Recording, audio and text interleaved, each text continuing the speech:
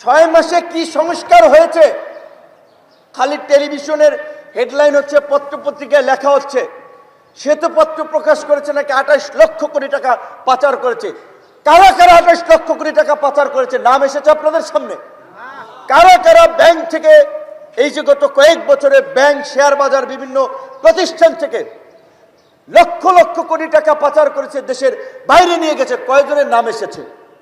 যে এই বসুন্ধরার মতো আপনার এই মাফিয়া দুর্বৃত্ত বাংলাদেশিতে সবচেয়ে ভূমিদস্যু শিল্প কারখানা, জনগণের রক্ত চুষে আজকে হাজার কোটি টাকার মালিক হয়েছেন, মরার পরেও শেখ হাসিনার সাথে গিয়ে জান্নাতে থাকতে চেয়েছেন, তারা এখন ব্যবসা বাণিজ্য করছে দেদারসে। তাদের মতো মাফিয়াদের বিরুদ্ধে ওরিয়নের মতো এবং আরো যারা এস আলম কিংবা আরো যে সমস্ত গ্রুপ, নাবিল গ্রুপ, এই যারা হাজার হাজার কোটি টাকা আপনার ব্যাংক থেকে হাওয়ার মাধ্যমে উড়িয়ে নিল, কয়জনের বিরুদ্ধে ব্যবস্থা নেওয়া হয়েছে?